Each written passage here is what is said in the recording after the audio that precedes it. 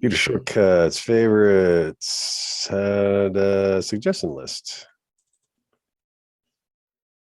All right. Favorite. I can't spell. Comedians. All right.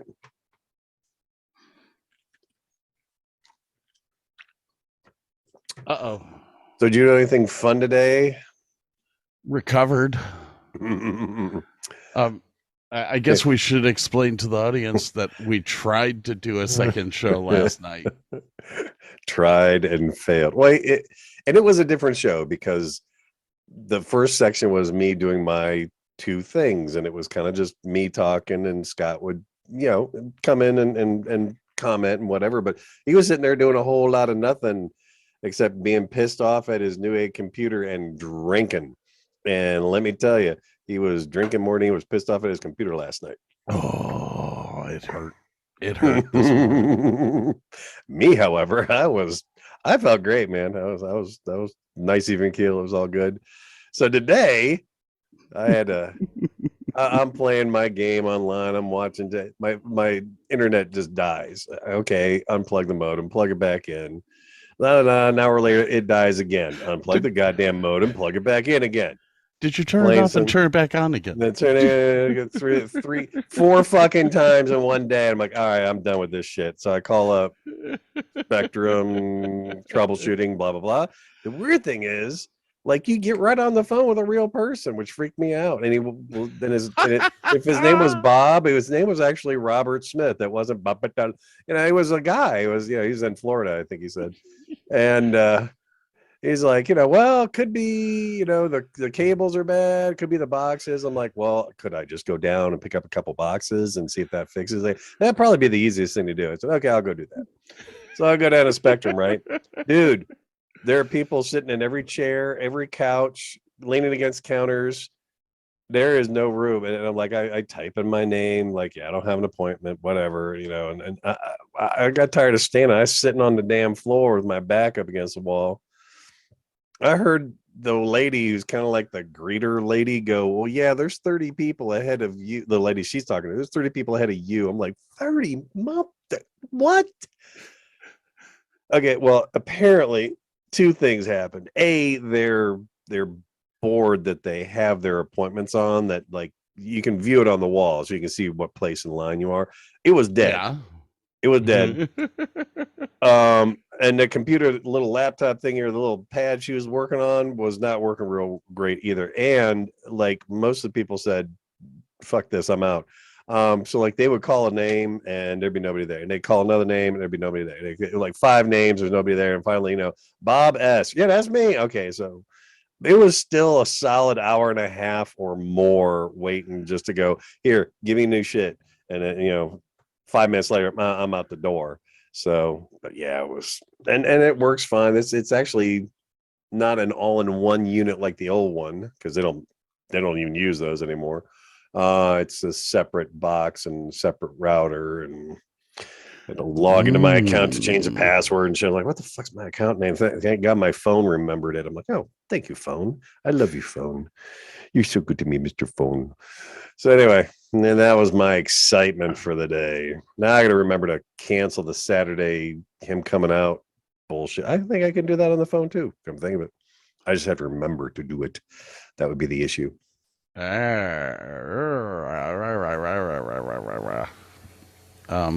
Okay. That sounds exciting. I buy my own boxes and all that shit. So I own everything. What the hell? I'm on our website and I just scrolled down to our technician.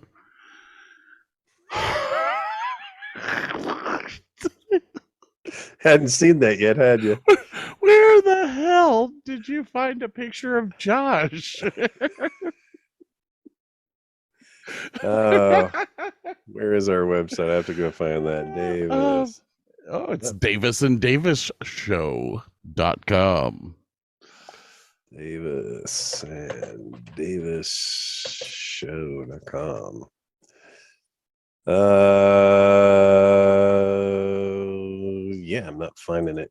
Probably because I'm not typing it all together. Yeah, you got to type it all in together. DavisandDavisShow.com. All lowercase. I'm searching for it is my problem. Oh, well, don't search for it yet. It will take a couple of weeks. But I did talk with Google and they are crawling it. So Nice. Okay, so that's different. Our team. Oh yeah, better than the first picture. Poor Josh. I'm about to change Josh's name anyways. We when I don't know if I told you this story or not. When we were working for Lyric Stage is an equity house. So there's specific rules that you have to follow. Like you have to have a technical director and you have to list the technical director. Well, we never had a technical director. So in every playbill under technical director, it just said Ted. Just Ted. Just no Ted. Last name. No He's last like name. Sade or Cher. Ted. I was like, who the hell's Ted? I've never met Ted. Stays in the background. He's usually up in those, flying up there in the wire somewhere. Yeah. I think I am to the point where I am going to start a Patreon page for us. Guys, people just don't understand that it takes a little bit of money to do these shows, and damn it, the hair care products for Burke are out of this freaking world. I didn't realize how expensive those hair care products were. I'm thinking of moving over to turtle wax instead of what I'm using right now. Going for the high buff sheen. Mm-hmm, yeah. Blinding people when I walk outside. Yeah. Anyways, so you went to the website. Did you see all the new stuff? I've not looked at all the new stuff. I'm not going to do that right now but I'll do it later on. Well, there's not a lot of new stuff. I mean, I put a news section in. I have supposedly attached Google AdSense to us. So whether we make money off of that or not, I don't know. I'm WebNode was great as far as being a company that the interface was easy is what I liked. No, yeah. But I don't, there are certain things I don't like I can't.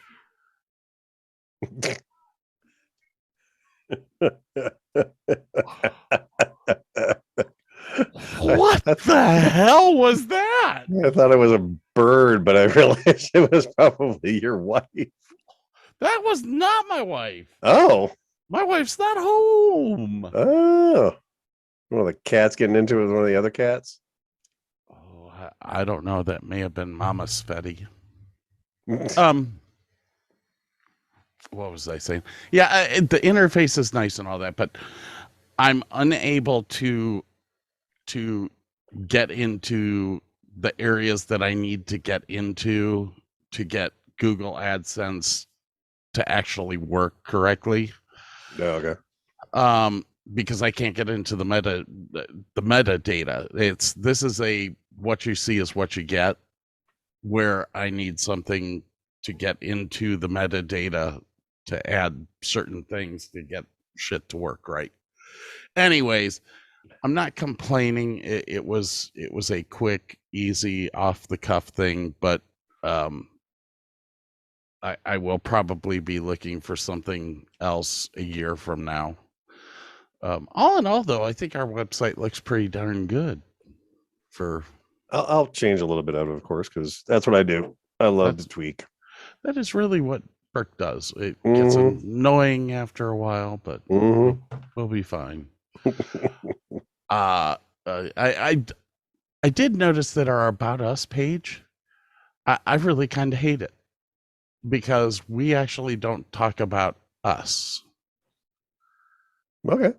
But I mean, we have our team, which has bios on it, as well as the About Us. I don't get why we have two. I didn't set it up. I don't know, man. I don't know. And I don't know where the hell you came up with these photos. They were better than the photos that were there originally. I don't know. I didn't even the heck? What is going on? A bird just flew into my window and died. I told you I thought it was a bird. I don't get it. I give up. Man. There's a touch of madness around here. And unfortunately for the bird. End of line.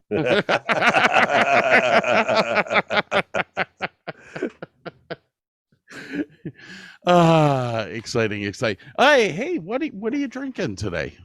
I still have a little bit of the same stuff from last night. Yeah, still a little bit of the rye. I did, however, go to the store today and pick something new up that was not terribly expensive. I cannot remember it off the top of my head, but next break I'll go take a picture of it so I can remember it. And I only had a little taste of it this morning, so I can't give a good review yet, but it'll be there for the next show. And have you done your review of the Bullet Rye yet? No. I've been a little remiss. It's actually been pretty busy at work. And now, work. That reminds me, I had a job interview today. Ooh. And you were feeling your best. That's good. Okay. So I've been filling out these online, all that stuff, and they all say the same thing. They're all like, oh, well, how much money would you like to make? And I was putting a normal number in the first 50 times that I filled out an application. Lately, what I've been doing is putting in absurd amounts of money. Like the guy that called me today for the interview, he's like, "Hi, Scott. You know where we're located?" I said, "Yeah, you're in Roanoke, which is about 45 minutes from here." Okay. We were shooting the shit and all that, and he goes, I have to ask you this. Is that the real amount of money that you would like to make? I said, well, honestly, I don't remember what I put down on yours. Could you remind me of what I said? And he goes, yeah, you said $164,000 a year. I said, really? I'd like to make that. Absolutely. He goes, I make $55,000 a year as the manager. Said you're aiming low. He was like, well, what? I was like, they won't accept the application until you put something in there, and it won't take open or I'll take best anything. Offer, yeah. It won't be a take dollar amount. It's got to be a dollar amount. So I just started putting stuff in. Go big or go home. I was like, dude, I applied for a job with the Texas Rangers and put down $365,000 an hour. An hour. Okay. My friend George's like, damn, you only have to work 1 hour a year. And we don't even want to know what you got to do for that 1 hour to get that kind of money, Scott. I know. Okay, what am I drinking? I went back to the old steady Jim Beam peach with iced tea. There you go. But this time I mixed my iced tea half and half with lemonade. Oh, so yeah. So it's an Arnold Palmer peach. Which with the peach. And I'm going to tell you right now, that Jim Beam peach is worth every dollar of the $28 or $32 that I spent on the gallon. Worth every ounce. Every ounce. On that note, where are we right now? 27 minutes, 22 minutes. 22 minutes into this fiasco of a show. The show was supposed to be about sailboats and motorboats. And after listening to what we recorded last night, I've really kind of decided that this just needs to be about an hour long free for all. Let's just talk about shit that you want to talk about. Well, alrighty then. However, I'm going to bring up a couple of these boats just because there's a couple of these guys that I watch on YouTube channels, which is why I picked a couple of these boats. Uh-huh. Well, the Riva Aquarama boat is the which movie was it? Indiana Jones and the Last Crusade. Remember when they're in Venice and they're on those old, beautiful mahogany motorboats? I thought it was a Chris Craft, but in the picture that you sent of the Riva, I was like, oh my gosh, is that gorgeous? So beautiful. You live up by Lake Erie. I do. And I remember growing up, my friend Skip Ellis and his father or his family used to take me up to Lake Erie to go boating on their 26-foot runabout. I mean, it was a nice little cruiser boat. It was I think it was a Bayliner, if I remember correctly. Back when Bayliner actually made cruisers and not just cigarette boats or whatever. Yeah, fishing boats. Oh. I really liked that Riva though. That's something that I could see floating around on Lake Erie. Yeah. It's actually kind of small for Lake Erie. Maybe you could stay within the breakwaters with that thing and go up and down the coast maybe, but Lake Geneva, there's Mosquito Lake. There's some smaller lakes out there that'd be just fine for that. Portage. Yeah. Portage lakes would be perfect. Well, there's only a couple places in Portage that you can go fast. I mean, most of it's just, slow putting around. So it's like, those wooden boats like that are not really friendly in the rough waters though. Yeah.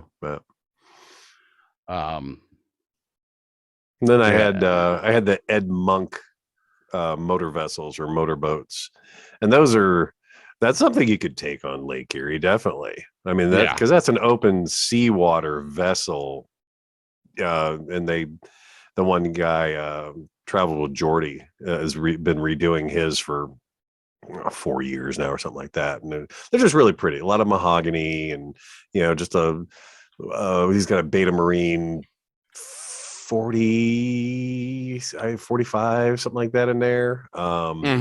But just really just a cool boat built in like some are built as far back as like the late 40s, early 50s, and they're just really pretty. They made a number of different sizes, and Monk was more of a designer than the builder. There were different builders of these boats, but Monk was the designer, and they're just very, very pretty and big enough to be a houseboat. There's enough room for a bed, a little galley, a small head. Just kind of the basics. All right, I'm gonna share. You always like it when it's a little unlike you to share.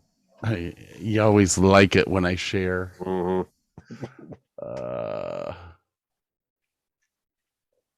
Share your feelings, Scott. Come on.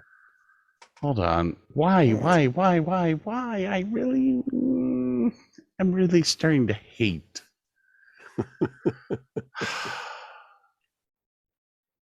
I hate Newegg.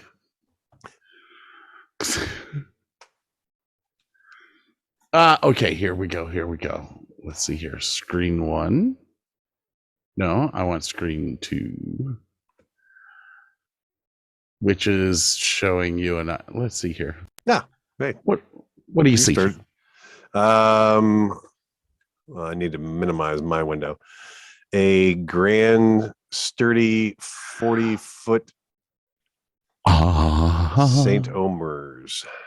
Okay, so this is a company called Linson Yachts, and I think they are out of Florida, the Netherlands. Oh wow, okay. I am 100% in love with these boats. They're steel boats. They can long range cruise if you want. They go all the way up to 50 footers. But they're also made to go through the canals in the Netherlands. So wow. So like you see this mast here? Yeah. That's on a hydraulic ram and will so you can drop them down to go under bridges? To go under bridges. Nice. I am in love with these boats. And the thing about them is that their price tag is hefty, but they don't depreciate because of the fact that they're made out of steel. Mm-hmm. They're beefcakes. Let me see if I can find the Grand Sturdy 50 Verideck series. There it is. Verideck. Or is it Veritop?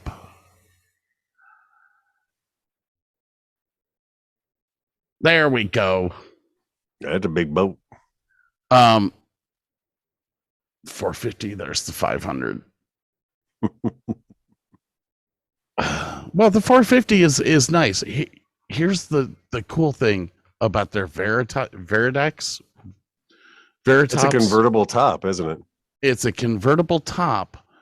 The double doors that are right here are actually ocean-worthy storm doors. Oh wow.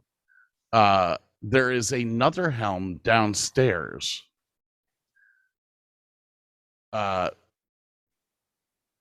Is there another helm? I don't know. I don't remember now.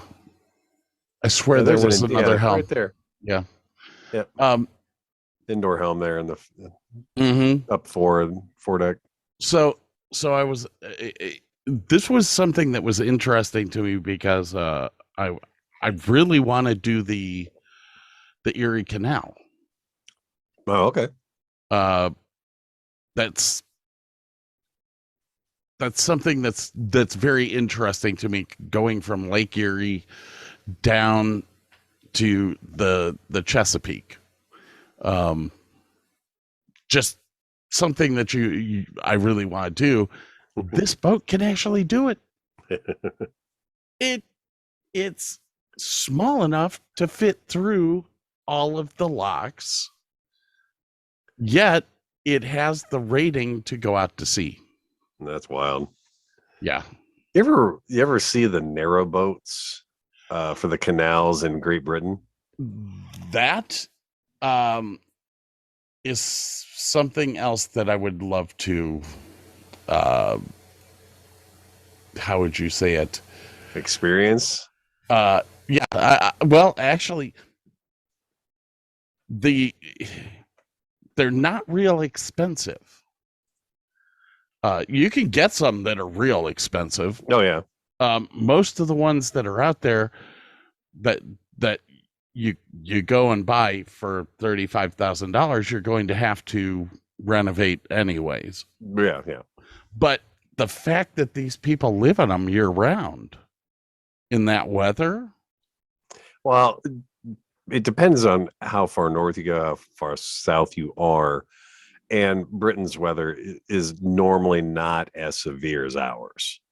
So, but yeah, I mean, you got a little coal burning stove in there, and it heats the thing. Yeah, I just follow another guy on YouTube that, and unfortunately, he's selling his boat, but he's still going to keep doing shows about the canals and the narrow boats. And there's thousands of miles of canals all over the place. It just blew my mind. There's so, because that was all they at least kept most of the canals up after, because that was their only means of getting goods from here to there over in Great Britain for years and years and years. And it has always kind of been a dream of mine to do the trip from London up to Oxford. oh yeah, Oxfordshire. Worcester. We're gonna have to take a little break here. Okay. No, I gotta reload my drink anyway, so good timing. Ooh, hang on. What do I have for us today? I don't know.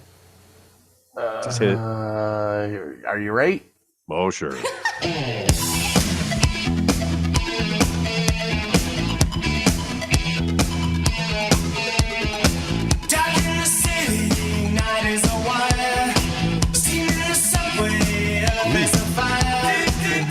We'll be right back.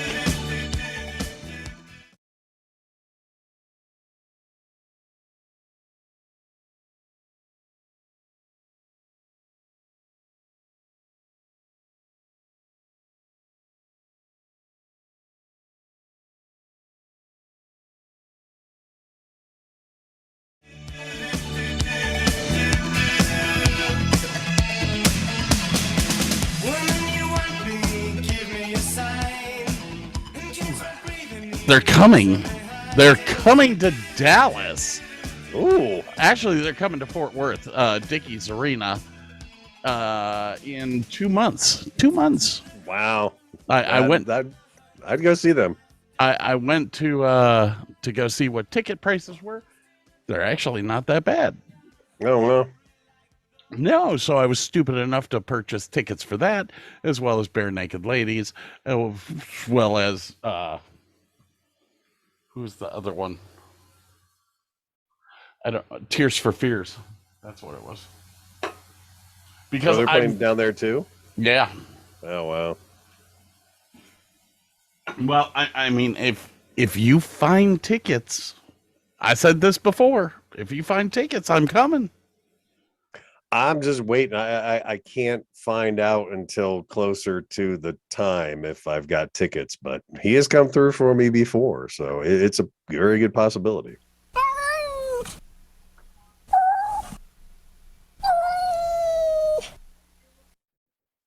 The hell was that?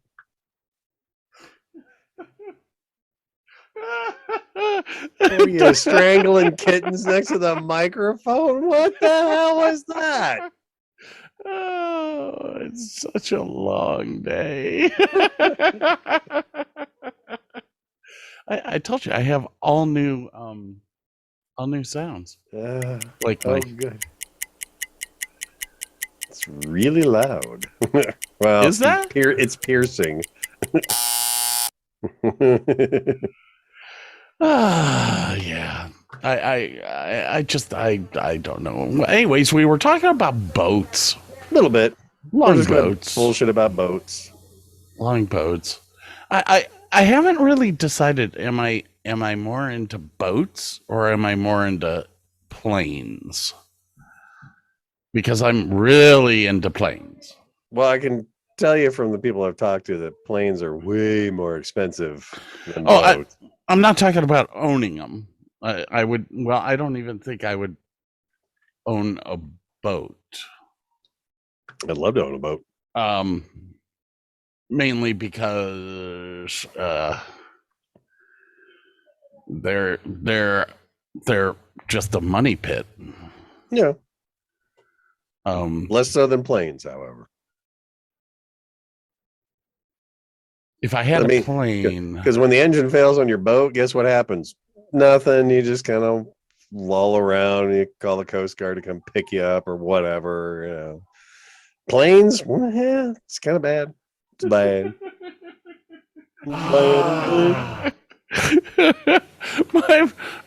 my boat broke. Ah.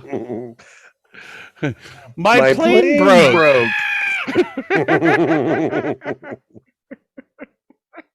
That's about it.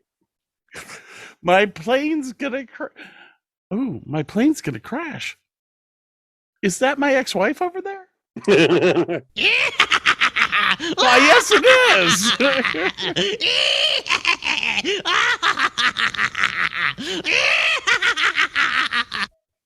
You need to turn that one down ever so slightly. Okay, you see, this is why I should have done a freaking audio check before we. This reminds me. How about now? I mean, like, cut the length in half. It's just very long. Well, anyway. yeah, it's supposed to be long. It's annoying. Or it's supposed to be it's annoying. Like our shows, long and annoying. That just you're talking about aiming for your ex-wife. Just reminded me of Bill and Ted's Bogus Journey, where they aim for the cat, dude. Aim for the cat. Aim.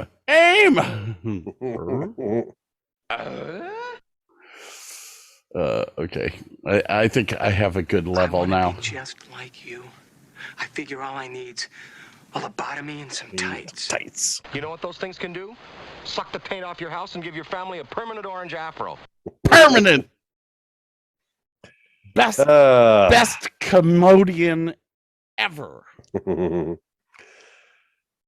So did you see the one at the bottom I had with Kraken yachts? With the Kraken? Mm-hmm. Let me open up my Google Drive. And why does Google Chrome take up so much memory? I don't know. I mean, you actually sound like you're in a rubber room now. No, I could try opening up Brave if that would work. I don't know that it would, but try it out. I'm in. Davis and Davis. Favorite boats from Burke. Let's see here. I'll pop this baby open. The Riva Aqua Bomb. The Kraken. It is named Zero Keel. Ooh, look at that. That's a gorgeous boat. Oh, yeah, dude. Ooh, I have to look up Kraken yachts now. Well, this guy, and oh, shit. It's one of my 25 YouTube videos that I watch for boats and everything. Sailing Millennial Falcon did I watched three or four episodes where they got to meet the guy who designs those boats, and they talked to him like months before, and then he invited them out to Turkey to test drive a brand new yacht that they were, just been built, and they were just putting it through its paces and everything. Oh, dude, you want to talk about? It's gorgeous outside. It is gorgeous inside, and it is just like state of the art everything. The keel, like he was talking about, he is 100% in on like sailboats with keels should be permanently attached to that. You should not be able to take them off the boat, because if they fall off the boat, you're fucked. He's the same way with the rudder. There should be, it should go down into a solid point, so it is sitting on a solid point, not something that could just fall out of the boat. Oh man, his boats are gorgeous, just absolutely gorgeous. Dick Beaumont is his name. Yep. And he all of his boats are custom, basically. Not custom, but they bespoke, tailored to yes, tailored to the people that are buying them. So you've got a 50 foot, a 58 foot, and a 68 foot or 66 foot. Wow. And she's hot. Their design engineer is hottie. I could not say her name. I don't know if anyone could say her name. Isn't it baby?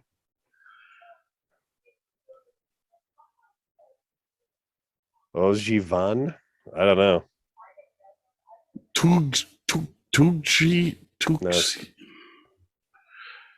Tukshikara?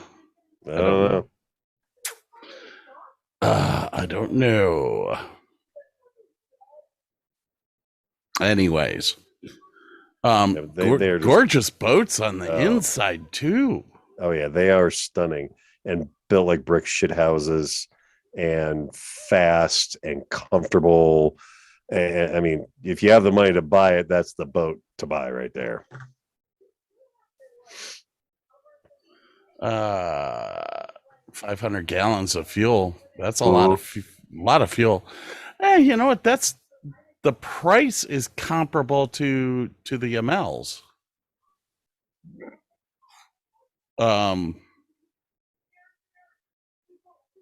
Yeah, the price is very comparable to the MLs, but damn gorgeous on the inside. And even the outside, from any angle, that boat just looks like it's moving when it's standing still. It is a beautiful boat. Yeah. But anyway, 98 feet. Air draft of a 98 feet. 2, 4, 6, 8. Sleeps 8. The interior. Oh my God! Did you see the interiors? Holy yeah, no, I watched the whole videos. Oh yeah, queen size bed in the back, in the captain's berth. You know, doubles and queens up front. Oh yeah, they're stunning, man. Yeah, the woodwork. Look at the woodwork. Oh, I know. Yeah, the bright work on the boats are stunning, and it's all real wood, and yeah. Wow. I was hoping that they would have had a picture of the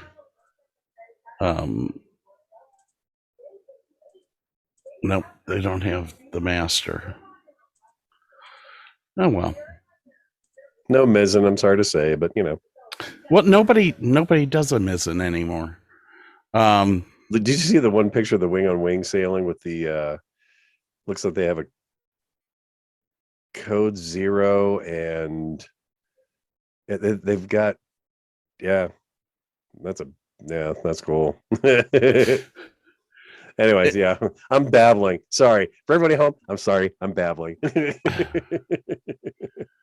have 2 spinnakers up, basically, going wing on wing, and it looks spectacular. Don't be sorry. Wallet. Let's see here. I'm looking for. Where are my? Okay, so I've switched over to Brave. I don't know how I feel about this yet. I haven't figured out where all of my bookmarks are. I think you just have to turn them on. It looks and acts mostly like Chrome does when you get it set up.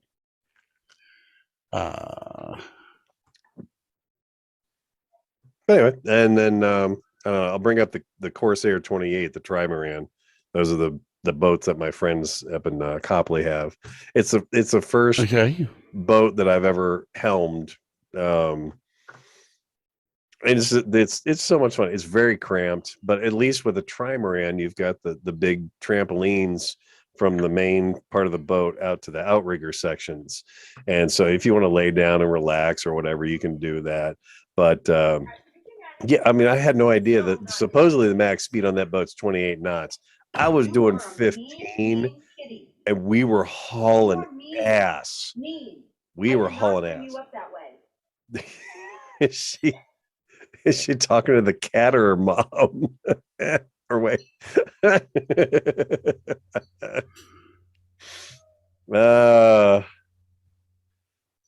It's just a pretty looking boat. It's small, but it's fat. And the cool thing about that boat is, like, the pontoons pop up. You can put it on a trailer, and you can trailer it behind a truck, or they got like an old bread van that they trailer it around in, so you can take it anywhere. Actually, we're going to be fixing one of his pontoons. He had an accident last year. So we got to do some fiberglass work on one of the pontoons. So that'll be happening. It should have like started happening already, but and I will try to do some filming or at least some pictures, something for the show, just as a hey, look what I was doing this week kind of thing. Yes. It's not a Kraken. No, but it is affordable and it is versatile and it is a shite ton of fun. Yes. Yes. I'm still an oyster guy. I'm sorry. I love my oyster yachts. And you can find older oysters for about 200,000. Oh wow. Yeah. I mean, sell your house, sell your kids. Off you go. Sailing the world. I had the Fair Lady on there. The Fair Lady is a motor vessel that it's just a beautiful old boat. They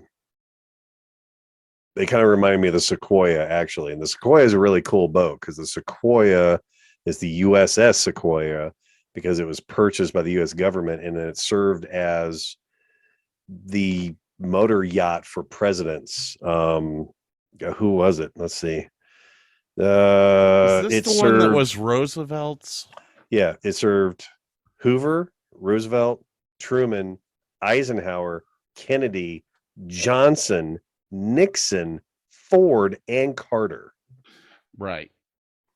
This boat was just refurbished, about 5 years ago? I think so, yeah. And they were trying to rent it out as a charter. And then I heard it went up for sale. Oh, wow. So I don't know what's going on with that boat right now, but I love the curved fantail. Mm-hmm. It's just, that reminds you of something like something you would float down the Nile in. Yeah, exactly. So Then I got Tally Ho on there because I watched that channel. That's a big boat. That's going to be a big boat. Tally Ho's going to be a big boat. How the hell he's going to get it down to the water? I'm looking forward to that one. He's already in Port Townsend. He's got it moved. He got the keel and he got the boards on the outside and moved it to Port Townsend, which is probably one of the best shipyards on the West Coast. And he's fixing it up there. And they've got, dude, have you ever seen the lifts that they use? I mean, they're pulling out tall ships with these lifts they have there. It is a monstrous shipyard. He's making good progress on it. Ooh, yeah. What other ones do I watch? Did you watch Odd Life Crafting? Oh God, I love them. The little Brazilian couple.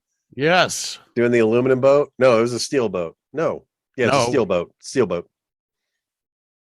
Yeah, because they just put an aluminum quarter into their steering and they had to do it wasn't exactly it was some compound, so it wasn't this because the steel of the boat was touching the aluminum and you can get galvanic response out of that. So yeah, they're all steel boat because they had to de-rust everything, paint everything in special epoxy paint and the whole 9 yards. Yeah, because that boat had been up to the Arctic at some point, if I recall. I'm not sure. Why is it that I think we're thinking of two different things? Because Odd Life Crafting, no, it's a wooden boat that they're on. No, you're thinking of Sailing Yaba. The friends have the big wooden boat that they're fixing up right now. Odd Life Crafting.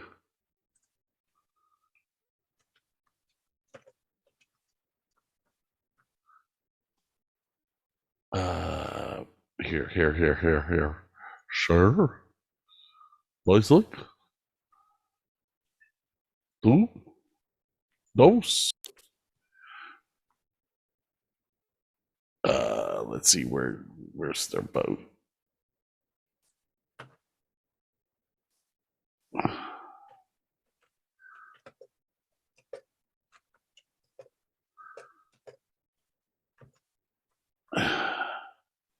Oh, there you go.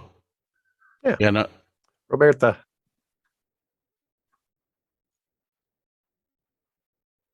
where's their boat? I'll go That's back to a metal boat? Yeah, that's a steel boat. Yeah. I didn't think it was steel from the pictures, but Nope. yeah, Roberta. Good group of kids. Oh yeah, they're so nice, and it's just a fun series to watch. Yeah, I enjoy it. There you go. Bye-bye.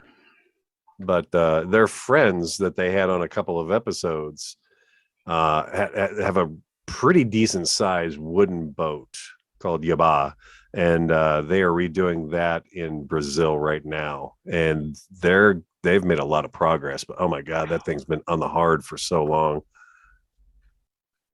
Well, most of my sailing channels After are buying a 44-foot steel sailboat that was neglected for over 22 years. Yep, steel.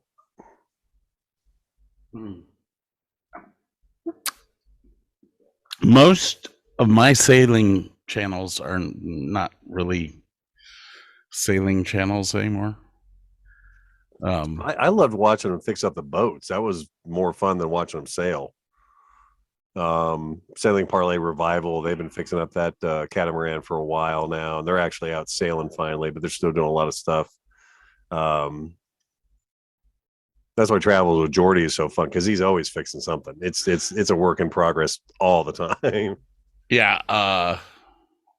What the heck was the one where the guy?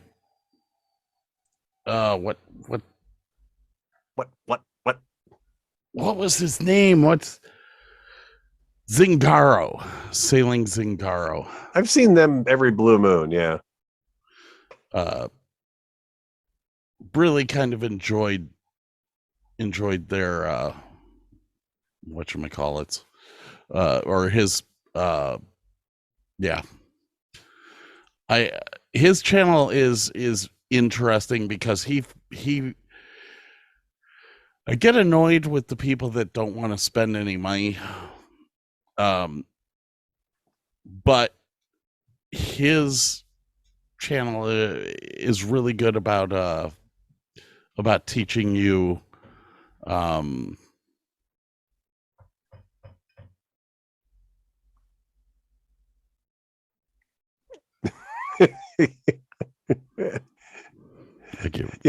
you. You've got so many distractions there. Mm-hmm. Expedition Evans was another fun one to watch because they were fixing up their boat. And I'm watching another one, MJ Sailing, where they're building a catamaran from scratch. Like they got all the pre-made pieces from Korea, and they're like putting it together up, and it gets a little long and technical sometimes. But I like MJ Sailing. I quit watching. Okay, did you see their first boat? No, I only just picked them up when they started doing the cat. Okay, so it was a year and a half of videos of them building their new boat. And lo and behold, they stayed on that sailboat for 6 months before they decided to get rid of their boat and do something different. Oh Lord. I was like, I am not going through another freaking nope, not gonna do it. And the boat they had was great because it was aluminum. It was all aluminum. I was like, this boat's awesome. And they sold it. But You ever watch the guy up in Vancouver? It's kind of got like a mohawk. What's it? He's got that old wooden, like handmade catamaran that he's doing all solar. Oh man, I can't remember his name. I don't think I have. Oh, that hurt. No, I don't think I have. There's no one. Barefoot Travels. They're an Australian couple. They were stuck down in down south, and with COVID, they were stuck, and they're fixing up a catamaran. R. I know it's R. Sailing Magic Carpet's another fun one to watch too. Oh my God, can you hear that? I hear a little bit of a like compression in the background, but that's about it. Wow. One Tox. That's what it's called. One Tox. One Tox. Yeah. Oh, Yeah. Finding Simon. That's the guy. He's up in British Columbia. That one's actually a really fun one to watch too, because he's kind of like DIY in this damn boat that was a homemade catamaran. Okay. One Tox. That's what I'm looking for right there. Oh my gosh, I can't believe you can't hear that.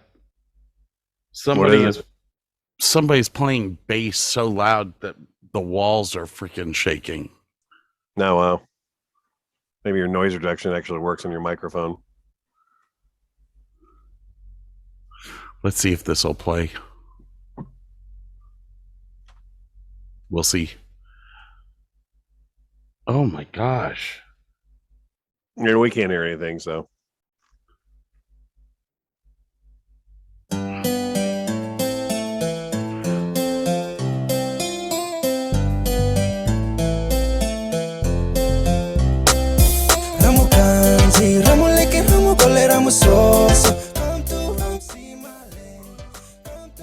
I heard that music.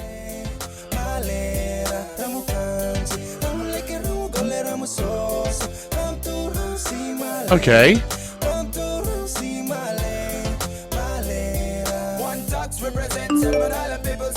What the hell was that? Sound like your iPhone. Maybe this is.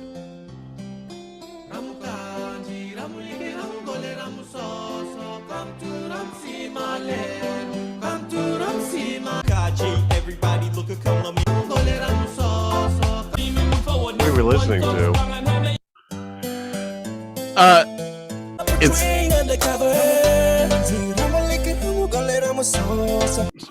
It's a band called One Tox. The song is called Ramakanji, and one of my favorite sailing channels actually uses that song. Oh, okay. As their opening.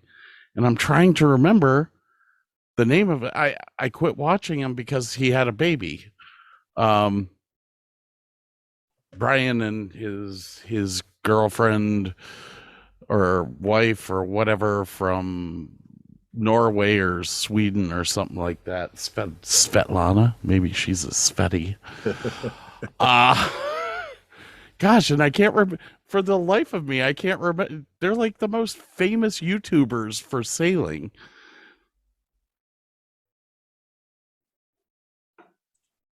Almost all Captain Rick Moore. I do like Captain Rick, but this group of people was with Captain Rick not too long Let's ago. see. About Sailing Doodles is top. Sailing Zatara. No, SV I do Delos. like this SV Delos. That's it. Okay. I've never followed them. I don't know. I'm just like I don't know. It's kind of weird. I follow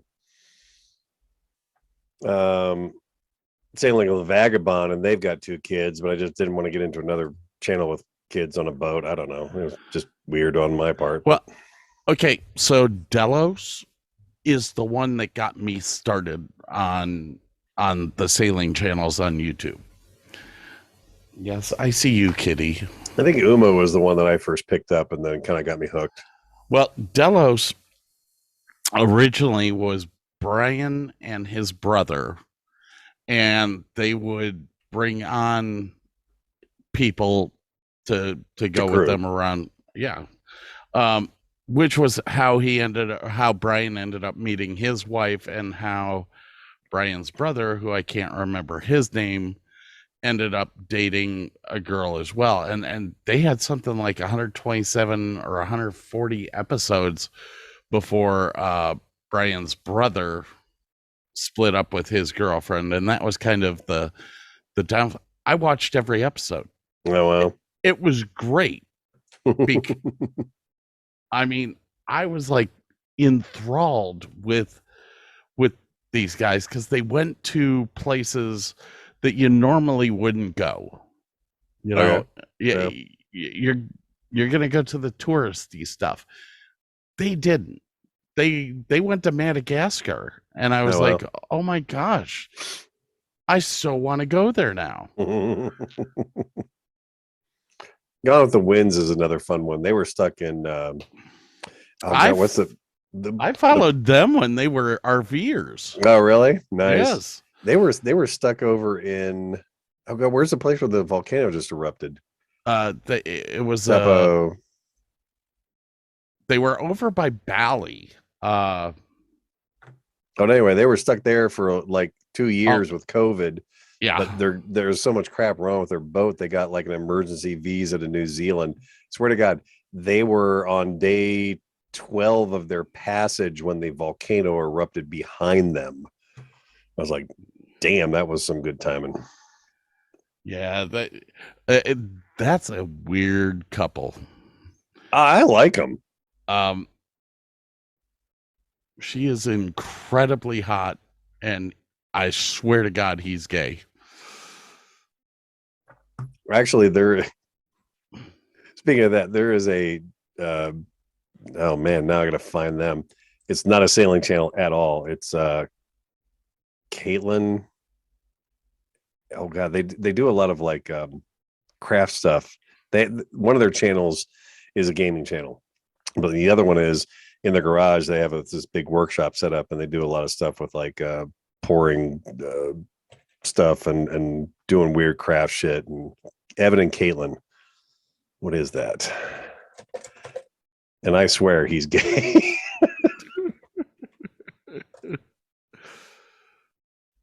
Evan and Caitlin, home DIY tutorials, YouTube. Yeah, just Evan and Caitlin. Look up Evan and Caitlin on YouTube and watch a couple episodes. You're like, I don't think he's straight. I don't know.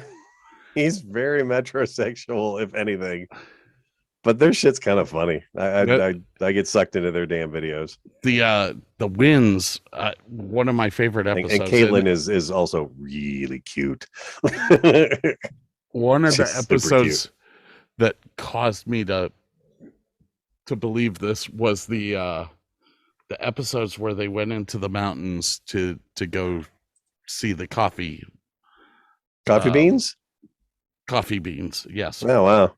Well, because he's big into coffee. Yeah, they both are. Yeah.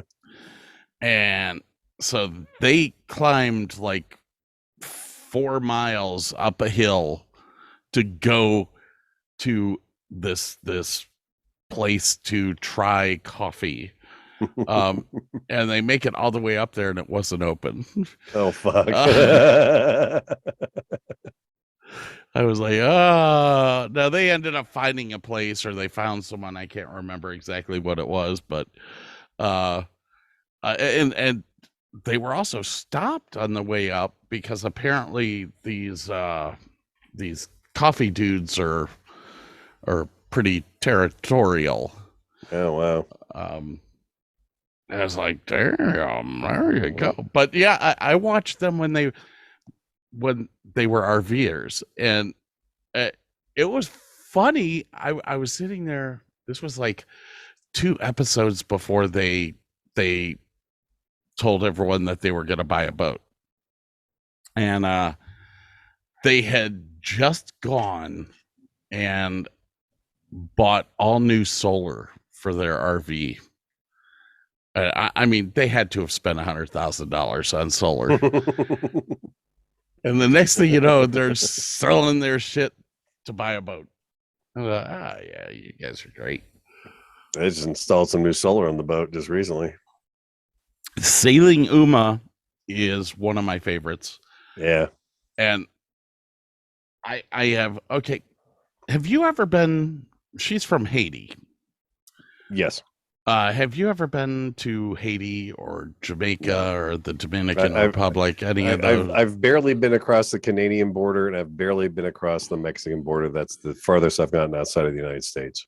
My honeymoon with Sandy was in Jamaica. I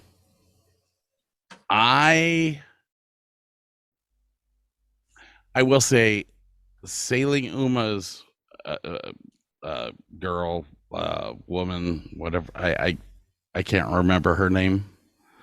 Probably because and then Kika. That's it, Kika. She reminded me a lot of the women in Jamaica.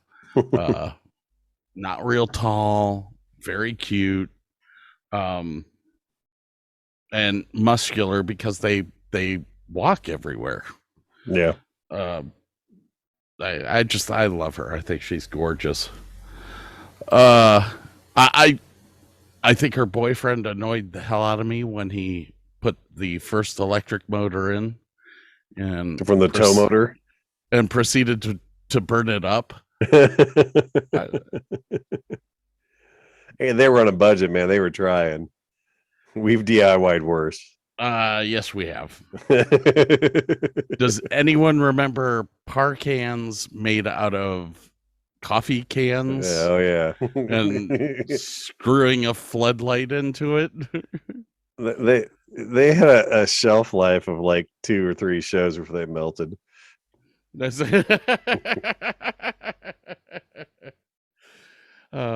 yeah, I do like Sailing Uma. You know what? I don't watch a lot of sailing channels anymore. They were up and above the Arctic Circle last few episodes. They went up through Norway and up above the Arctic Circle. Yeah, they went through all the fjords. Yeah. Oh yeah. It was gorgeous. Yeah, it was. I mean, they're down in Iceland. No, they just took. I think they're still in Iceland right now. It was breathtaking. I liked it better when they were in the Caribbean because she wore bikinis, but that's okay. I digress.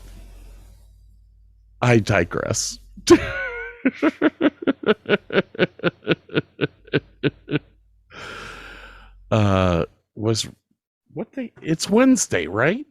Yeah, it is Wednesday. Yeah. Okay. That's a little more mellow day. It's very weird. I know, right? It's like we just did this yesterday. We kind of did this yesterday. I tried. I was on point, man. I had my shit all together. I was up and lively and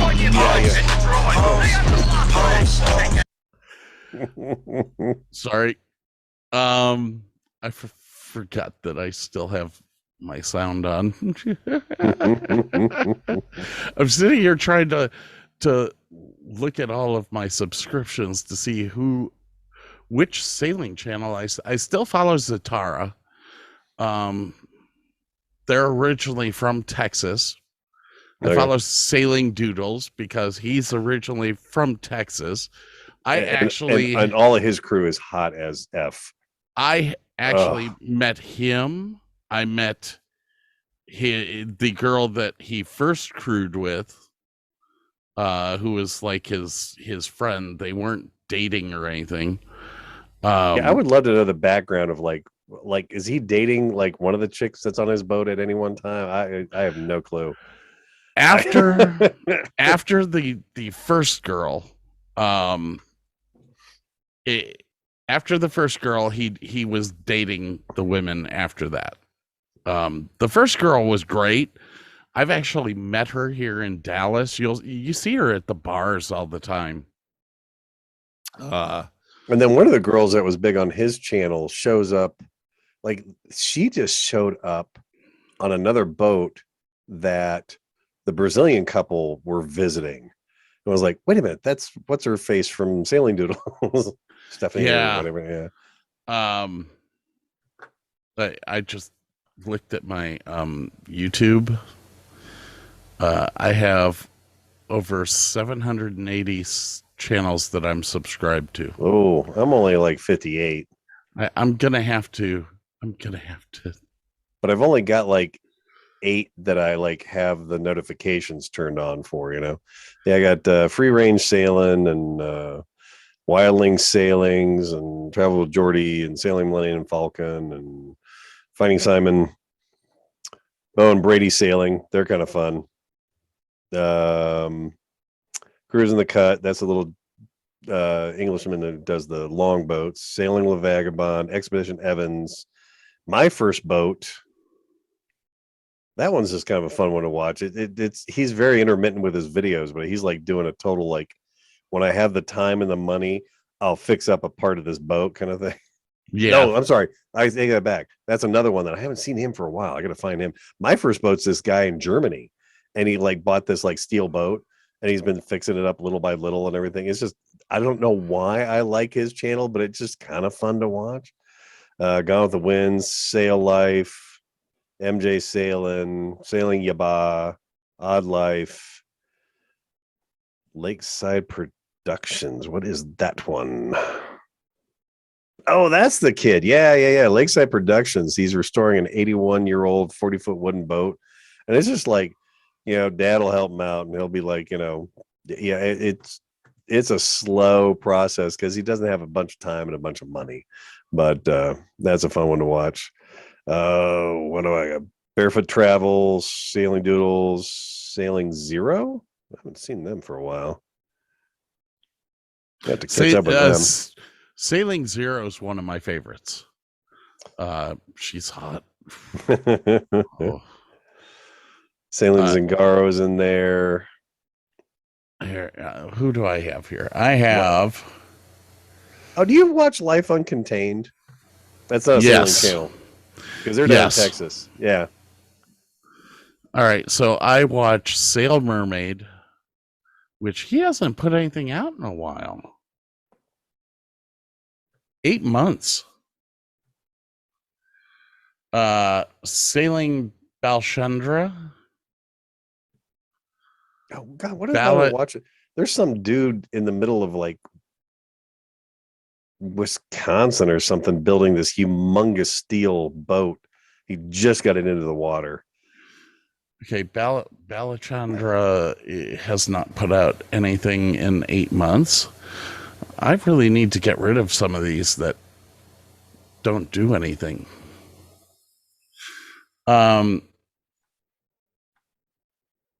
Sailing Catalpa. Never heard of them. It is a family of 4. The husband and the wife are probably 10 years younger than you and I. Oh, wow. The daughter, I think, is 13 and the son is 15. But they go to very interesting places. They're in the Cook Islands right now. SV Seeker. Sailing Fata Morgana. Check out SV Seeker. This dude built a 74-foot boat in his backyard. A 75-foot steel boat. It's going to be a sailboat.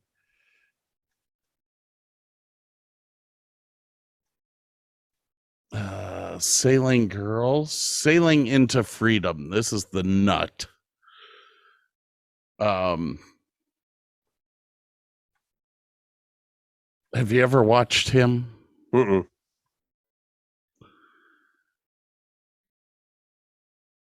He actually married a woman. Well, actually, I think I've now seen him married to 2 women, and he's ruined both of them. Jesus. That doesn't sound good. Well, okay. He is a guy who started out on a boat by himself. That's just what he did. He has no money. He goes and catches his meal every day. He does not buy food. He doesn't spend money. so his last wife he got during the pandemic, or right before the pandemic. He actually crashed his catamaran Ooh. just before with her on board. Then he went and got, I think he's got an oyster now, a monohull. He's just nuts. He is absolutely insane. And every wife he's ever gotten has had to try to conform to the way that he lives, and none of them can handle it. His last wife literally packed up, flew home, and then sent him a note saying, "I'm not coming back." Wow. Dear John. As a matter of fact, here, let's see here. I've got there he is. And you've probably seen him on other sailing channels because yeah, I have. Yeah.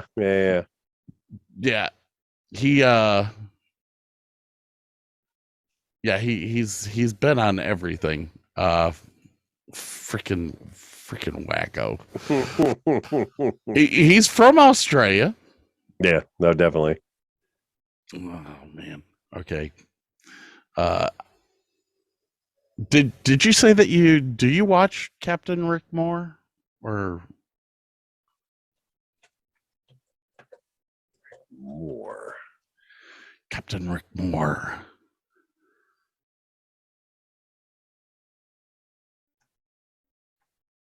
I don't think so, but I think he showed up on a Sailing Doodles video. He did. Yeah. I know of him, but I've never watched his channel. Sailing Jica. They haven't posted in 5 years. Unsubscribe. Sailing Latitude. They haven't posted in 4 years. Unsubscribe.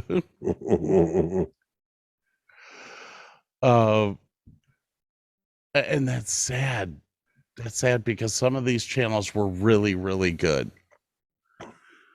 Sailing Zero is still one of my favorites.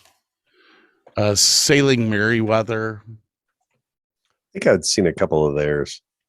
We've already talked about Sailing Millennial Yes. Falcon. Sailing Mischief, who I think they said they were going to try to start posting videos again. Their last video came out 3 years ago, but they got landlocked with COVID and haven't been able to go anywhere. Sailing Maksha, that's it. They haven't posted in 2 years. I'm telling you, this whatchamacallit,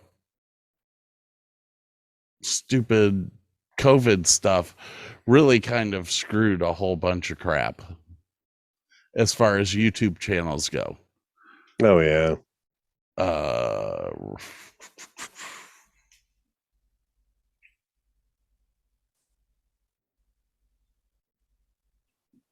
Yeah, Sailing Zero hasn't posted anything in a couple of months. I wonder if they're going to shut down. They have 30,000 subscribers, though.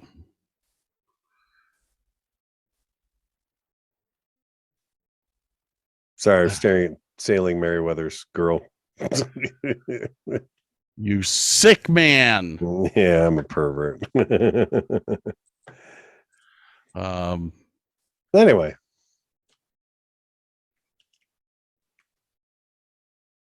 Any other sailboats you want to bring up that you like? Or okay, it's not a sailboat. Okay.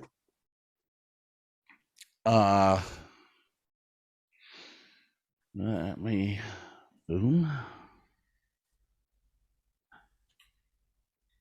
This is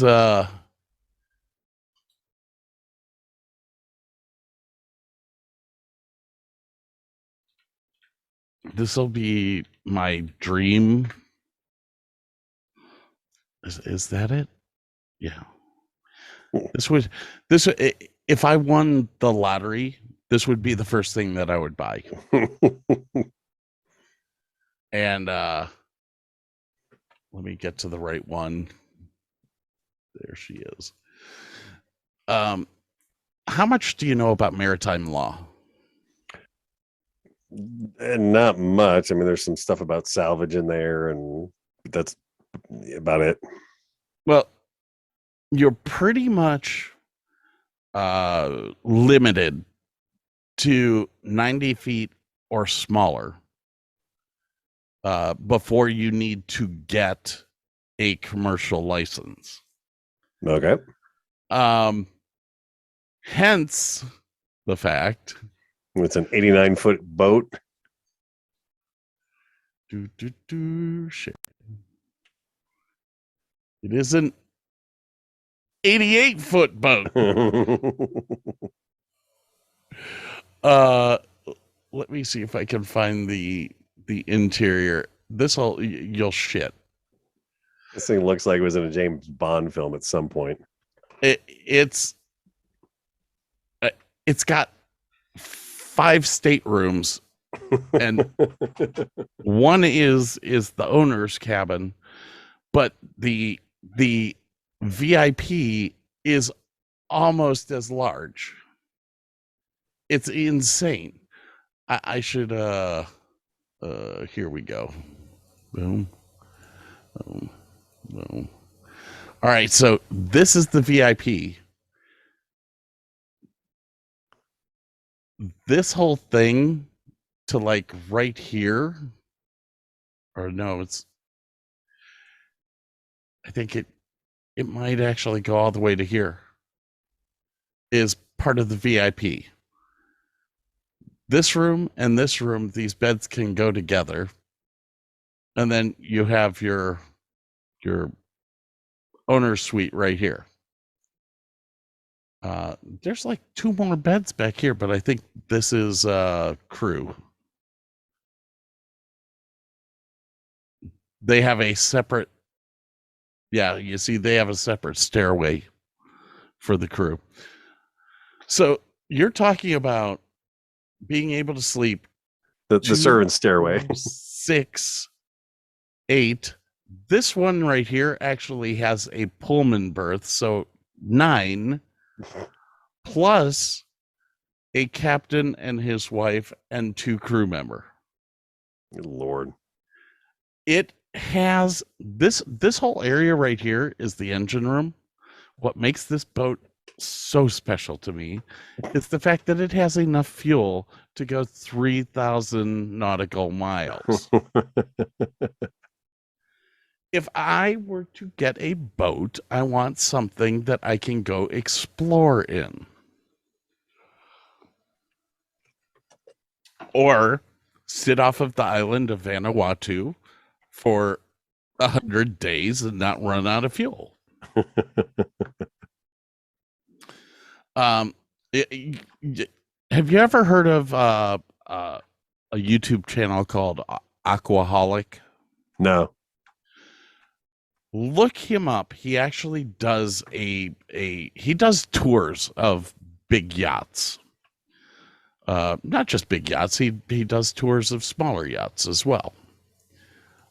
Sounds like there's 2 old guys that find sailboats for sale and rate them. Well, no, the one guy's like our age and the other guy's older. Is wicked old. Yeah. And he's wearing the suspenders and the red pants. And he's got the stuffed dog and Yep. Yep. I watch him myself. But definitely watch Aquaholic or Naughty Styles. NAUTI Styles. Now Naughty Styles, the chick that does the reviews in there, she's smoking hot. Wow. And now that I've said that on a podcast, she'll probably never ever talk to me again. And when I find her, I will marry her. Never. And things I will be happy and my curse will be lifted. You can go off and rule the universe from beyond the grave. Indeed. Or check into a psycho ward, whichever comes first, huh?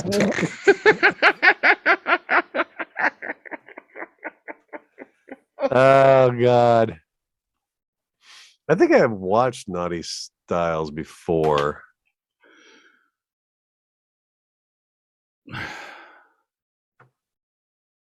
No. Have you? Yeah, I've seen him once or twice. Yeah, they were doing like the. There's a guy with a beard that's with him or with her. I mean, Bueller. Well, her husband doesn't have a beard. He's like no. Ricardo is his name. He's very he's one of those guys that probably shaves every inch of his body. I want to be just like you. I figure all I need's a lobotomy and some tights. Yeah, I do believe Ricardo would be one of those. Oh, you in trouble, dum-dum. You better run from Attila the Hun. See you later, dum-dum. The hell is that from? Night at the Museum. Oh God, that's right. The Easter Island head. Yeah. You better run, dum-dum. Dum-dum, bring me gum-gum. Oh, let's see here. Where are we at? You know, we've been going for 1 hour and 49 minutes. That's not that long. But Yep. that's long enough for me. Still recovering from last night. You know, it's not necessarily recovering. It's more of I was annoyed with last night. Because you couldn't function. Well, not just that. I asked Bob to move in.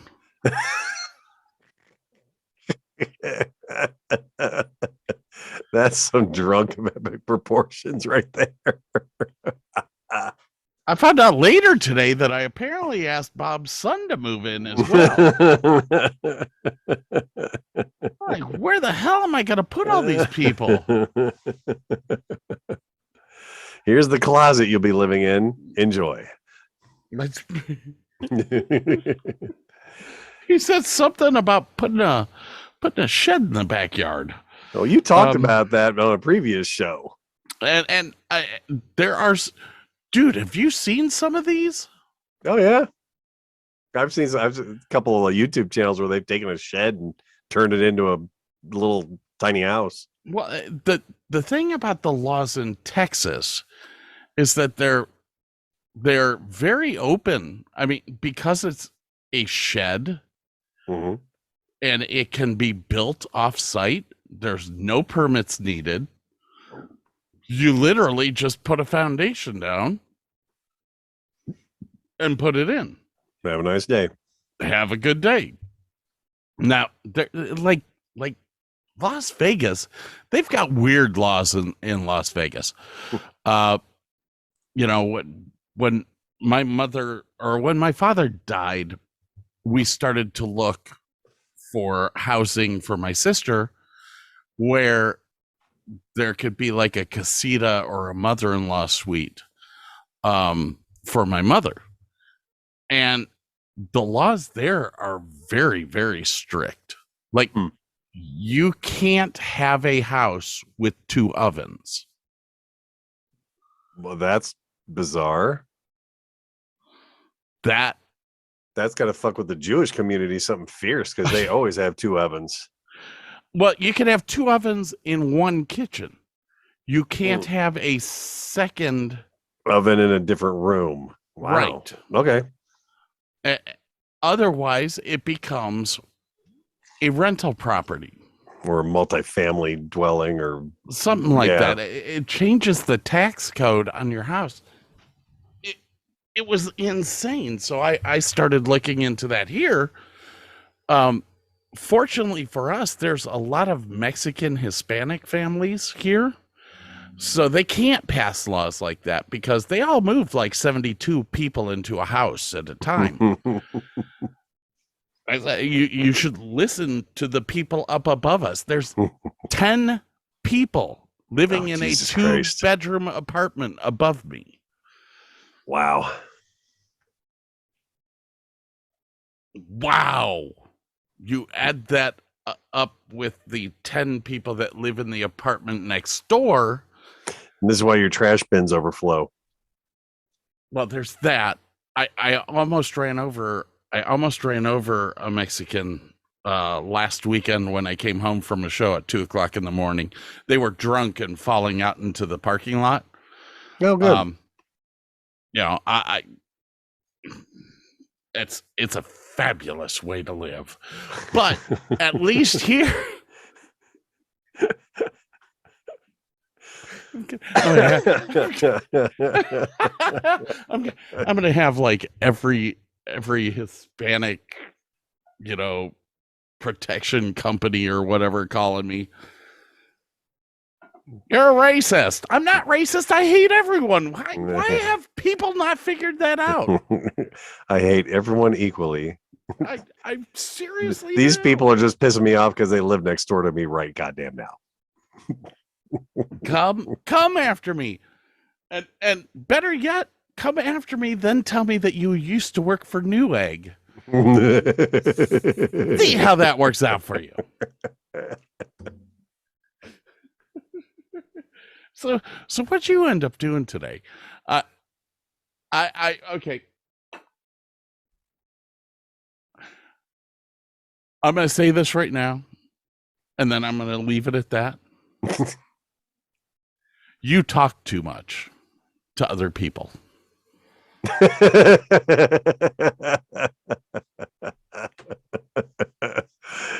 Yeah, but that shit was funny though.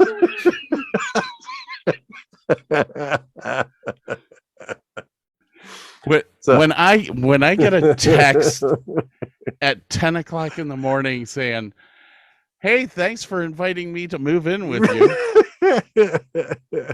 from someone I don't know, you're like, "Fuck! Wait a minute." Oh no! It took a second for me to figure out what was going on, and I think my immediate answer was, "Fuck Burke." Shit was funny. I don't care who you are.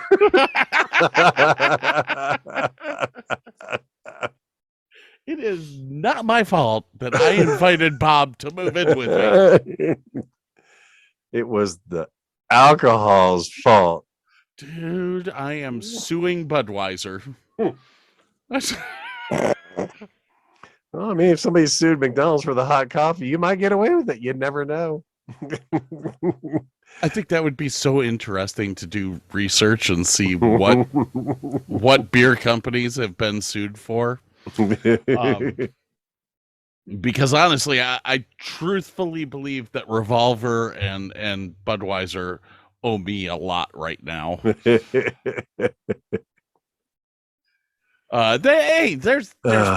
There are pros to Bob moving to Texas, and that's that. I don't have a lot of friends down here. I have Jordan. Okay. But Jordan travels. Most of the guys that I work with live in Houston, so I don't hang out with them. No. I don't know. I applied to the I'm not going to say where I applied to, because then they could go and hold that against you. Search that on the interwebs. I was watching a scary thing today. I don't know if you've ever watched, wasn't Joe Rogan. It was Valuetainment, I think is what it was called. It's a conservative group of guys, and they were talking to someone about how this new technology that they have come up with allows for employers to take a picture of you, put it into the system, and it searches the entire web for other photos of you. It's called Google Pics. Yeah, I mean, you can. Well, it's more in depth because because the guy brought it up, Google Pics. He was like, well, that's the same thing as Google Pics. And he was like, no, because this goes into subfolders. So the other thing about Google Pics is that if you are not on a Google site, like our website, I had to put something in our header for Google to recognize even look. us. Yeah. So Google Pics only works with the sites that are a part of Google Ads. That's what he was explaining. The scary thing about that is that I don't know who's got photographs of me. Like my friend Ruben posted a picture the other day of him, and I was in the background. And Google Pics picked it up. Oh, wow. I was like, I'm not even the center. I'm blurry. Like, what the hell? There is no privacy. Big Brother sees all. And in a way, that's a good thing. But in a way, I don't think that employers need that much. They don't need to know what I do in my private life. I agree. And if you're going to persecute me for stuff that I do in my private life, or not give me a job because of something that I do, well, that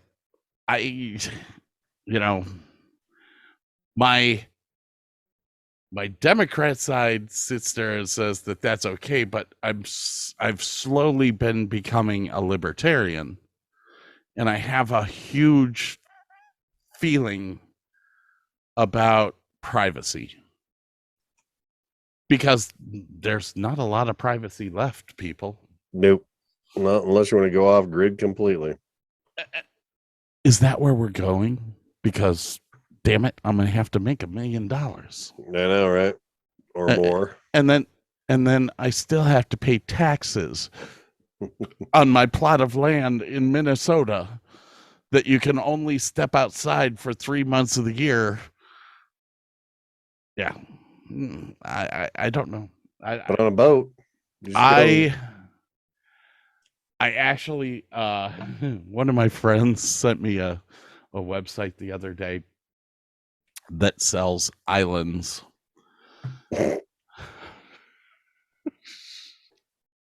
Perfect.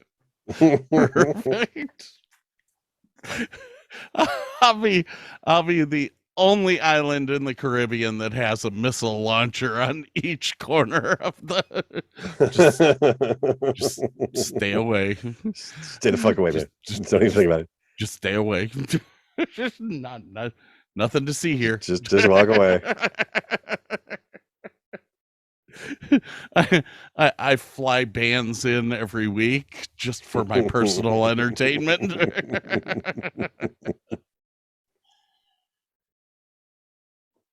I don't know. Is that what it's going to come to, though? Ooh, that's a scary thought, dude. I don't know. I'm not happy with the way things are right now because I think that we're starting to delve into a little too. You see, things have changed. I never ever had any friends of mine look at me and say, I can't be friends with you because of what party you're affiliated with. But nowadays, it's happening. Oh yeah. And I'm like, well, I'm not affiliated with anyone. I'm an independent. I'm a libertarian. I don't belong to. I don't even vote in the spring, or I wait till November. Then I get my say. But it's I don't know. I don't know, man. I'm getting nervous. I might have to buy something. Now, you see, 3/4 of the countries in the world won't allow me to step foot on their land. So you mean anymore? Yeah. It was I told you I've been looking for jobs and stuff. Mhm. Well, I have my clearance from the US government to work with the president, I'm allowed to. Did I ever tell you that story? No. Oh God. Oh, wait. I am completely out of a drink and have been All right, for a while. we're gonna pause first. Oh wait. Pause. Hold on. Pause. Must have outro music, and it's got to be cool. I think it's gonna be. Do I want to do "You're the One for Me," Fatty?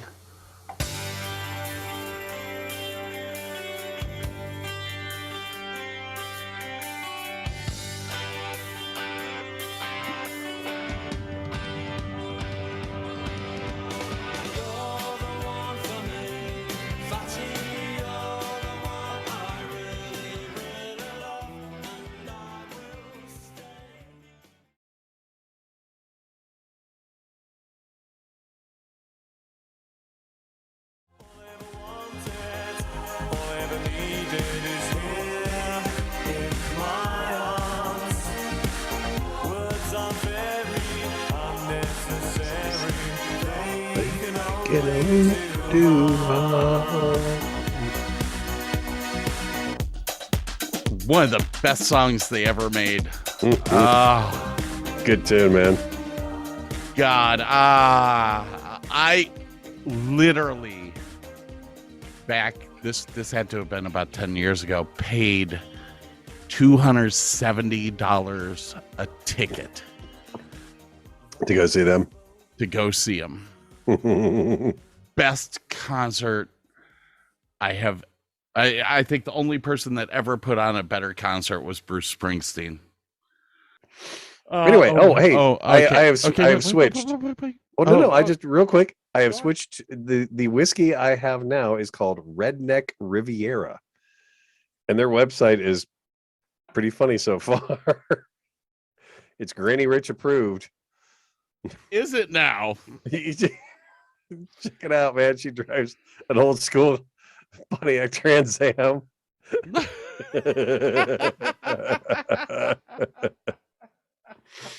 But it's pretty. I'll tell you what. It's nice. It's light. It's smooth. It's not expensive. I'm kind of digging it. I'm gonna have to thin it out with a little bit of ginger ale just because I do not need to get hammered at this time of night. But yes. Ooh. Oh, goddamn. That sounds like a good sound. Very good sound. Redneck Riviera whiskey. Try it out. Okay, so I was going to finish my story here. Yes. I guess I can name the company I was working for because they're out of business. I was working for a company called Megas Productions. I was basically their technical directors / lighting designer. I basically did everything for this company. If we were touring, I would basically run the crews to make sure that everything got set up correctly. If we were doing a local show, I would do whatever I had to do. Okay. So I get a call from my business partner. He's like, "Scott, I need you to come do a show." I said, okay. He was like, well, actually, can I ask you a personal question first? I said, yeah, go ahead. He's like, can you pass a federal background check?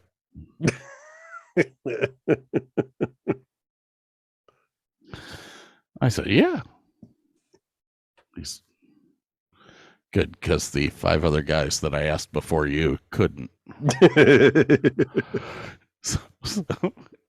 So I'm like, okay, what are we doing? He's like, we're doing a Mother's Day show for the city of Dallas. So, okay. Okay. That's fine. Send him my information, all that. I get to the venue. I find out that George W. Bush's wife is the headliner for the show. Ah, okay. So now I'm starting to understand why. The background check, blah, blah, Yeah. blah. Okay. Yeah. All that's there.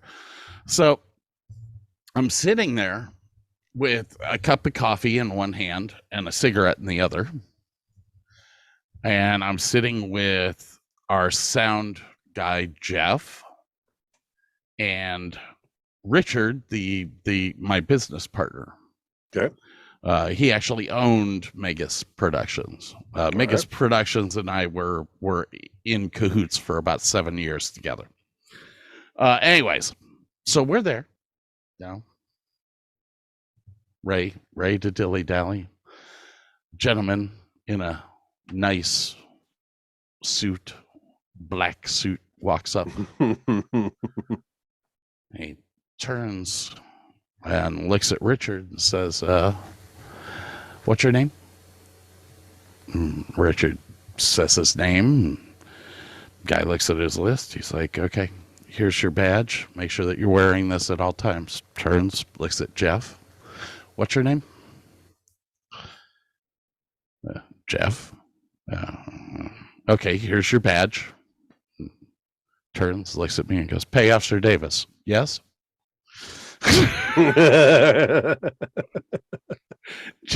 Jeff just looks at me like, they know who you are. I said, yes, they know who I am. They used to pay me. I used to blow up mines for them. I think they're gonna want to know who I am. It was hilarious, man. Jeff to this day tells that story anytime something comes up. Jeff's like, "Oh my gosh, they knew who he was." Here you go, pay us, Sir Davis. Thank you. Have a good day. Have a good day. So it really kind of like I was doing all these resumes today and applications, and one of the applications was for one of the stadiums that's in this area. I'm filling out all the paperwork and all that, and I get down to a certain section. It's like, have you ever been arrested? Have you ever been convicted? Blah blah blah. Do you consent to a federal background check? And pretty much every stadium nowadays does federal background checks, because most of those stadiums will have a dignitary come to it at some point in time. Sense. Yeah, makes sense. So I was filling all my stuff out, and at the end of the one, there was do you have anything to say about the process that you went through? And all I typed in there was, don't be surprised if they know that my name is Petty Officer Davis.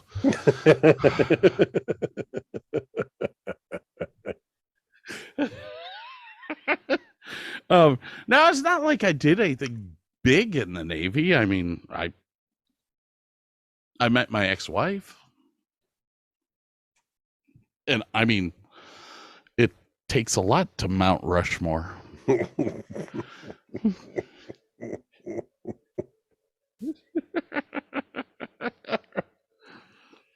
Oy vey. You're still a little bitter about that, Scott. I don't get it. You know, I'm really not. But I say that, but yet I still have dreams about her almost every night. like hurting her or No, it's I don't think out of any of the relationships that I was ever in my entire life, I don't think that there was ever a woman who screwed with my head so much. oh.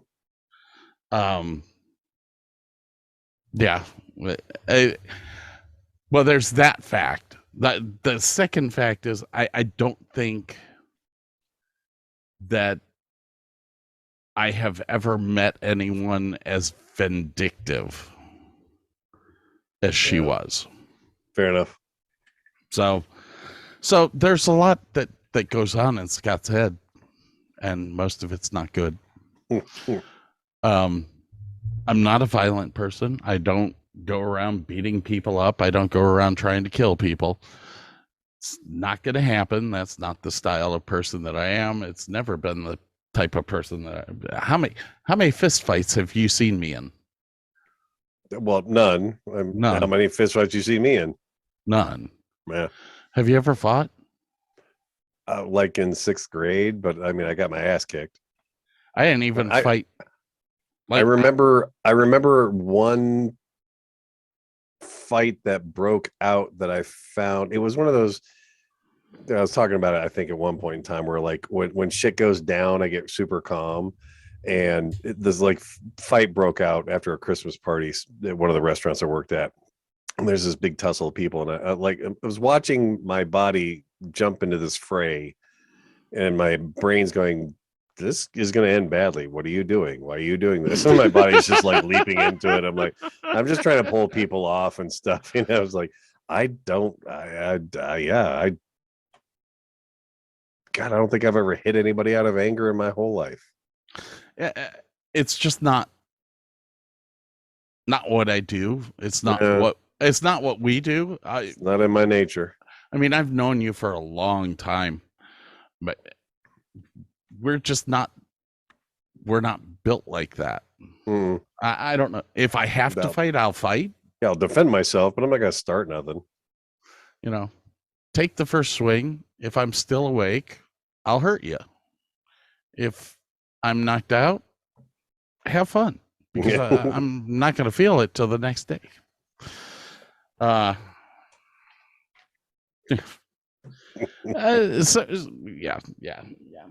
Anyways, God, that reminds me, Jeff. I'm gonna have to cut that out. Jeff was our sound guy at Megas. Jeff's been a friend of mine for almost 20 years now. Oh wow. What did he do? I met 2003. He and I. Yeah, I think it's he and I. You two guys met. So Jeff and I met in about 2003. We were doing a concert at the Dallas Market Hall Medical Center. It is the exact same place that Flash Gordon's the temple in Flash Gordon. Oh, that's right. You were telling me about that. Yeah, it was filmed at. Yeah. Very cool. So that's when Jeff and I met. And I started to, like I said, I will have to edit his last name out. Yeah, because all right, Jeff is a different kind of guy. He's a sound guy. I would almost say that he is borderline autistic. Is he borderline autistic, or is he just that guy that's going to be the perfectionist at what he does? So this is the way Jeff is. Jeff annoys me a lot because Jeff looks at what everyone else is doing and it's never good enough. And he points out those facts. Now, Jeff and I, at any time that we did a show, Jeff and I would room together. So I would get annoyed with him even more. So when we were out on tours, what I would do is I would have a stick of truss sitting right next to the soundboard in monitor world, because Jeff didn't run front of house. He ran monitors. That's it. Okay. So I would put this stick of truss with a moving light on the top right next to the soundboard every time. And right when I knew it would bother him the most, I would turn that moving light directly on him and strobe it.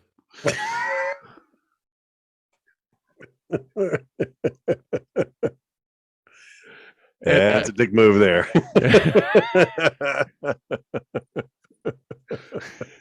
and not Jeff caught on, but never really caught on. He would see me sticking the truss with only one moving light on it, that its whole entire job, its entire existence, was to piss him off. Piss him off. Now, Jeff and I split up. I think it was 2007. I quit. I started working with a couple other sound and light companies. The last one was a company out of Houston here, and the guy that always ran monitors for this company, we'll say his name is Mike. No last names. Less editing that way. We were doing a show. This was probably the fifth show that I had done with them, and Mike became like really dickheady to me. And all of a sudden, well, when you're doing shows like this, when the stress level builds to a certain point, you kind of blow it off with comedy or comic relief, or you just try to laugh it off. Yep. Unfortunately, his laughing it off was aimed at one person. It was aimed at me. Well, the lighting guy never does anything. Well, Scott doesn't work. Well, then everyone else there started saying the same things. Yeah. Hence the fact that 2 hours before the show started, Scott was moving a 10-foot piece of truss with a moving light on top. Right in front of the monitor world. To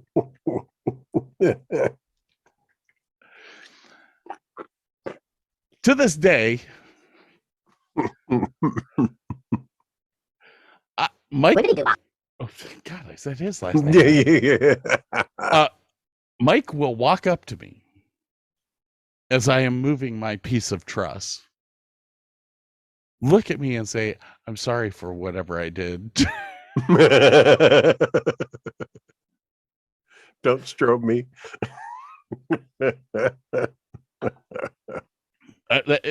Hey, these moving lights nowadays are you get into the Sharpies and stuff like that, they're very tight beam. And I was doing a rap show with a guy that I totally hated. Just totally hated. So I think I had 15 Mac Auras, which are like a wash light, a moving head wash light. I had that hitting the stage, but I took all of my Sharpie beams and pointed them at the front of house sound console, and what I would like 10,000 suns beaming into somebody's eyeballs. So I've got 35 clay packy Sharpies, which they're just bright. It's got a 4-degree beam angle, so the beam is very, very tight. It's and they all hit the soundboard at the same time. Now from the audience's view, it looks cool because you've got all these beams compressing down into one. Right. But then you hit that button where they all start flashing in rotation.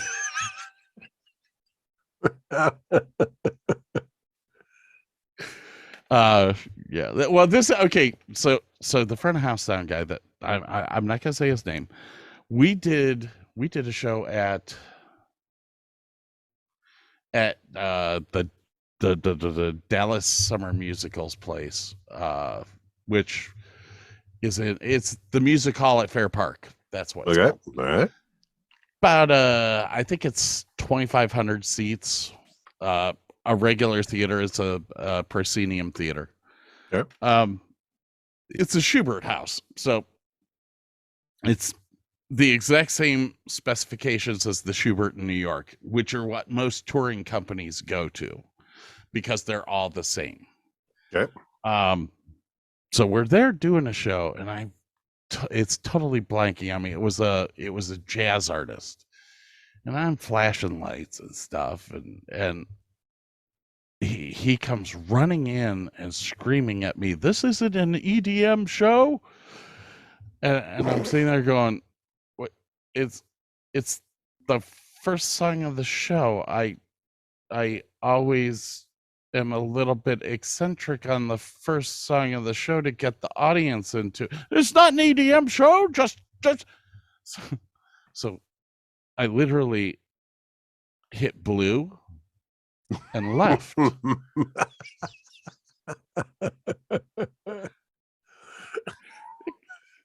An artist had a follow spot. I didn't have to worry about it. Okay. It's not an EDM show. There you go. Don't need to change nothing.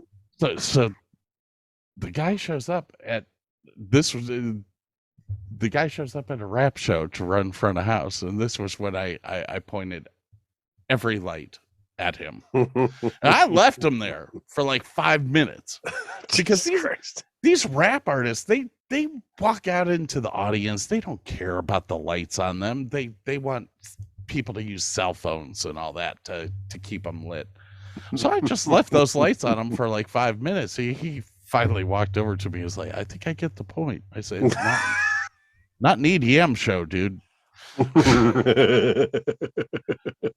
It is a rap show." This is necessary. Sorry about your luck.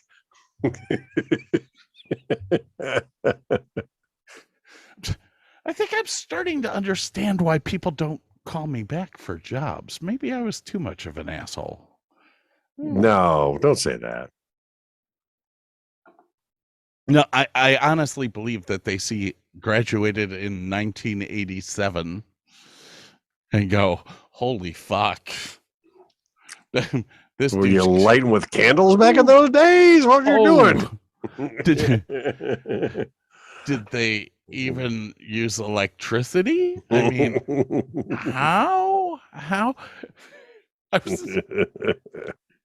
I was at a lighting show about four years ago, and I did a talk. We were talking about lighting for small theaters, and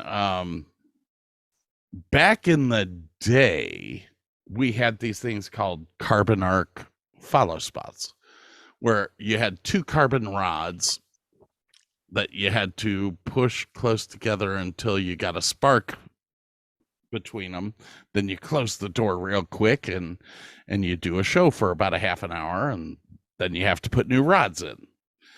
And I was trying to explain this to someone. They really kind of looked at me and went, "That sounds really dangerous." I said, yeah. Well, yeah, it was, but no, that sounds, we don't do stuff like that now. It amazes me to go do a show. I'll do a show in an arena And the first thing that the technical director of that arena will say to me is, "Do you have a hard hat?" Who the fuck wears hard hats? Oh, you have to wear a hard hat here. That's OSHA. Oh, geez. Who the fuck's OSHA?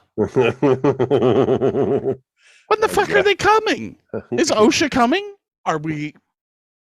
Please help me. God, if they'd ever seen the shit we did back in the day. Shit. I mean, you have to have a license to get into a genie lift now. Do you know the first time I used a genie lift, how much training I received on that? Somebody said, use that button to go up, use that button to go forward, use that button to go down. Have a nice day. Zero, nothing. Get in. Go up. How do I go up? You'll figure it out. I mean, but in 1998, I was working at Virginia Stage Company, and we had some lights that were outside of an area where we could get the genie lift. Actually, I think we used a big ass ladder, but I digress. It was outside of that field. So the technical director went and hung a pulley. They put me in a harness. Jesus. They had two guys. I was only 100. I was the lightest guy there. I was 150 pounds. Well, the intern, Erica, probably was lighter than me, but she basically looked at everyone and said, "No, I'm not that stupid." Hey, Scott, come here. Okay. Okay. Okay. Yeah, just tie me up. Go. The old technical director, well, it was the assistant technical director, Doug. Doug and I still talk on Facebook, and every so often I'll just put me in the harness. he'll write back, LOL. I mean, that's absolutely no safety, no nothing. Oh, you God, got two guys pulling a rope. I am putting my life because I'm going to go up 30 feet. The trim height was 30 feet. I love my job. That's why I figured out the last show. I was doing a show. Well, I did another rap show over at Dallas, the music hall at Fair Park, and I realized how nice it is to work in a union hall where you don't have to touch anything. So I need that done over there. Okay. I need that. Address those 1, 10, 20, 30, 40, 50, all the way down. All right. Thank you. Thank you very much. Go sit at my desk, hit a few buttons. Like, damn, this is easy. I'm not even tired. But my old shows, I used to have to pack the shit up myself. Anyways, we've been going for 2.5 hours. Sorry. Should have a little bit of content there. Let's see here. Wow. U.S. Navy aircraft crashed today off the coast of Virginia. Two people have been rescued. One is missing. Oh, damn. V-22 Osprey. I'm telling you, those things are death traps. I've never heard anything good about them. They are death traps. The concept sounds great, but yeah. There's too much mechanical shit that can go wrong. And if any of the mechanical shit goes wrong, you're fucked. Yeah. I was never a big fan of the F-14 because of the swept wings and shit. But the swept wings were run by basically an auger. Oh, okay. So it could never jump track. You could never have one wing out. And another wing in. It's impossible. You would have to break the auger. Where these Ospreys are not the same thing. The tilt rotor is hydraulic. If you get one rotor that goes up and the other one doesn't, you're fucked. You're totally fucked. And I mean that the government's putting all this money into this. Have you seen the new one? No. Bell is making the 280 Valor, which is a tilt rotor concept for the Army that should replace the Chinook, or is supposed to replace the Chinook. Fabulous, not smart, but we'll see what happens. They, in almost every picture, blur out the mechanism that tilts the rotor, so I don't know what's going on with that. But they're just going to keep building these things, and I'm telling you, they're not perfected yet. Did you see the other one that Sikorsky's working on? No. It's a helicopter with 2 top rotors and then a pusher propeller. And it's supposed to get over 300 knots. Damn. That's freaking amazing fast. Yeah. No. Anyways, I've done enough gabbing. You got anything else on you? Not that I'm aware of, man. I think I'm talked out for the night. Well, I don't know why that would be. I mean, did all my talking yesterday. You didn't say anything yesterday. Dude, I was the only one talking yesterday. You were drinking yesterday. What the hell are you talking about? Have you heard a show? Oh, no, not yet. You're going to edit it so that you're the only one talking. I'm going to say the same thing over and over again. Petty Officer Davis. Petty Officer Davis. All about Petty Officer Davis. Thank you very much, Petty Officer Davis. Yeah, thank you. Remember, people, we have a website now. DavisandDavisShow.com. It's real. You can search for it and everything. Yeah, I'm going to make t-shirts next. The only people that will buy them will be Burke, probably several for the family. You know how that is. Jackass, you might gift him one. I might. Well, did I tell you he finally proposed? Oh, cool. He proposed, I think it was like three or 4 days ago. He may actually be in Florida right now. We also talked, and he said that he's now not moving to Florida. He's going to stay here. But his girl, his fiance is in Florida? Yes. Okay. I think she's going to move here. That'd be cool. That'd be real cool. Now we just need to get Burke to move here. No. Sell those cars here. You can move up to Ohio. That's my retirement plan. Okay. Which is just around the corner, just so you know. Don't say that. People will not hire me. No, yes, that is my retirement plan. I miss the cold. I do like the cold. And the cost of living in Ohio is about half of what I spend here. Oh yeah. You can't find a house here for under $300,000. I just spent 10 minutes today on Zillow looking around Ohio, and I found homes for $80,000 up to $150,000. Oh yeah.